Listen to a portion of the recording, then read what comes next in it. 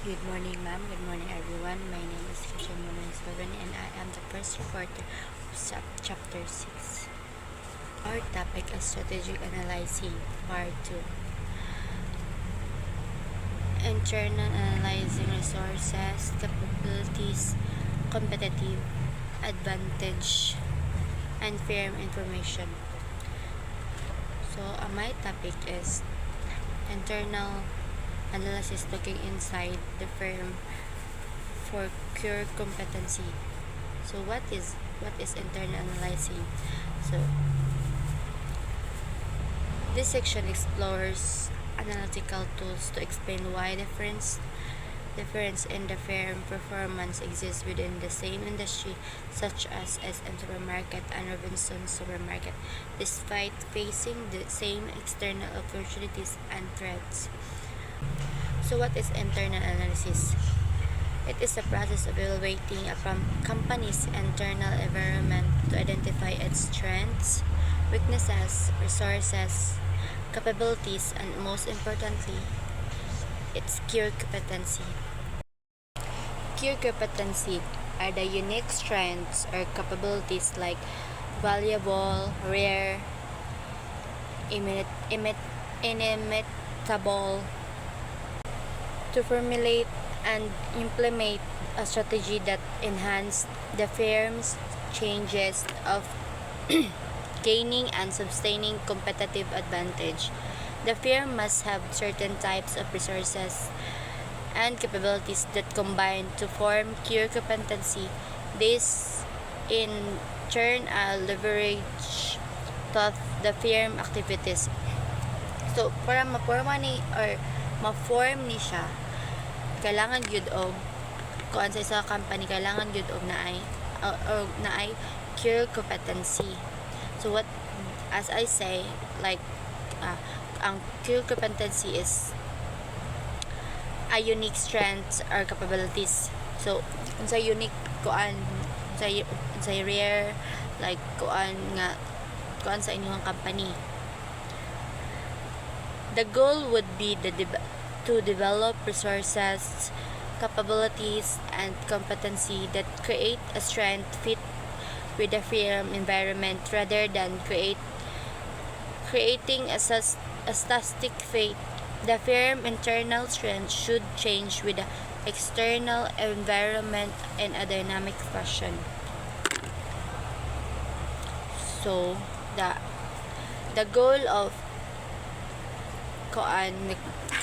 the company must have,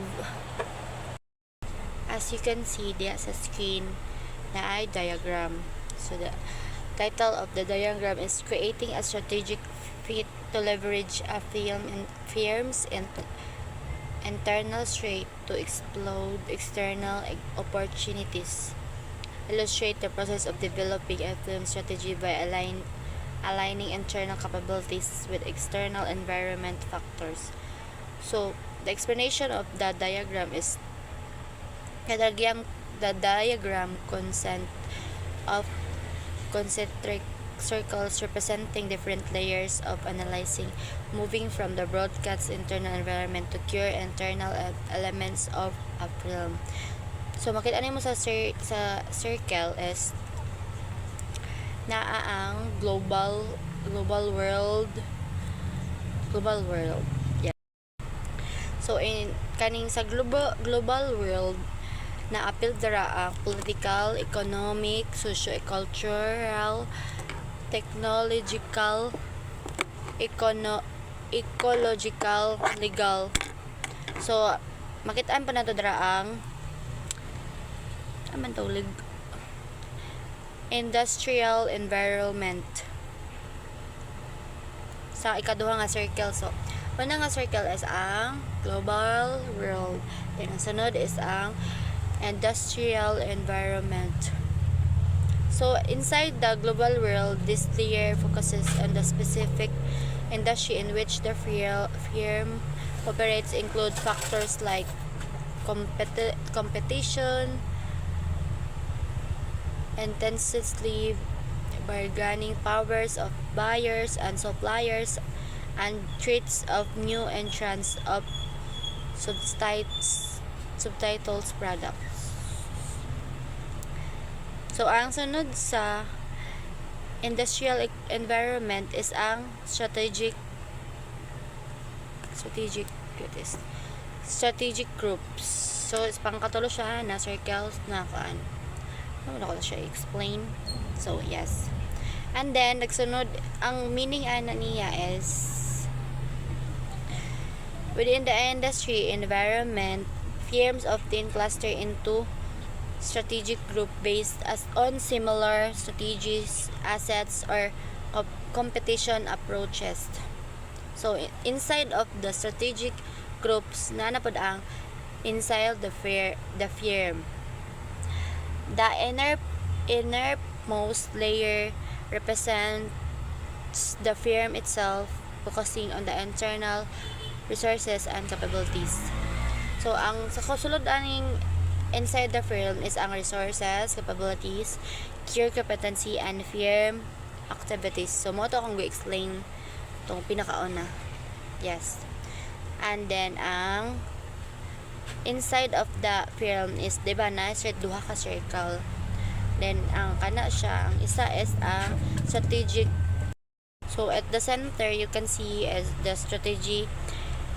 At the very center, strategy represents the culmination of analysis. It is the plan developed to achieve a strategic fit by leveraging the firm's internal strengths, resources, capability, core competency to effectively influence external opportunities and mitigate threats identified in the global, industrial, and strategic group environments.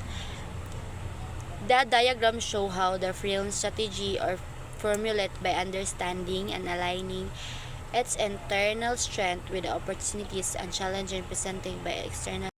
Let's proceed. Assessment of the firm's resources. Resources are the tangible or intangible asset.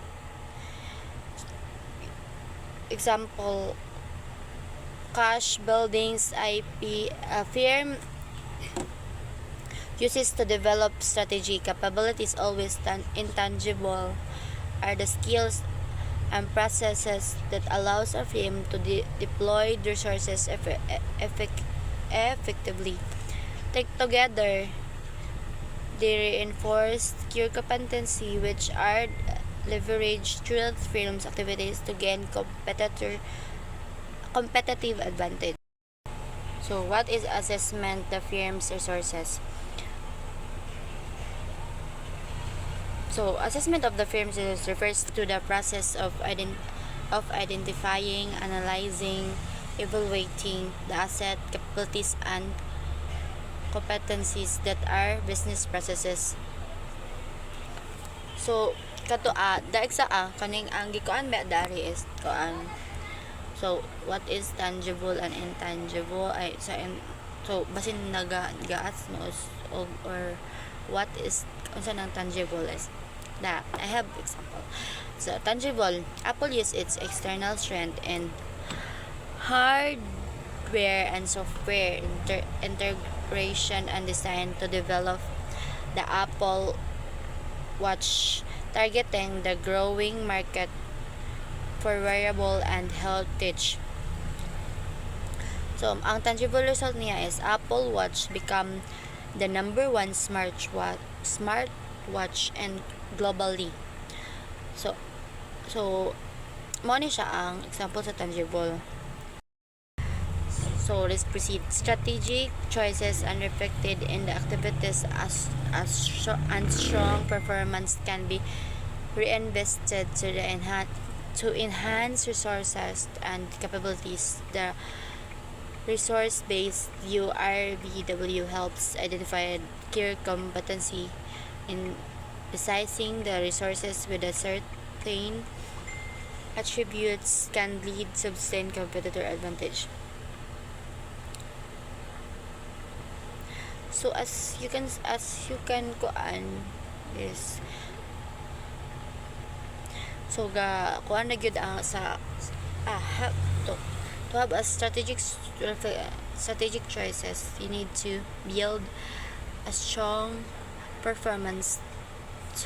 So kailangan nyo maka-build of strong performance and ma-enhance ang inyong resource capabilities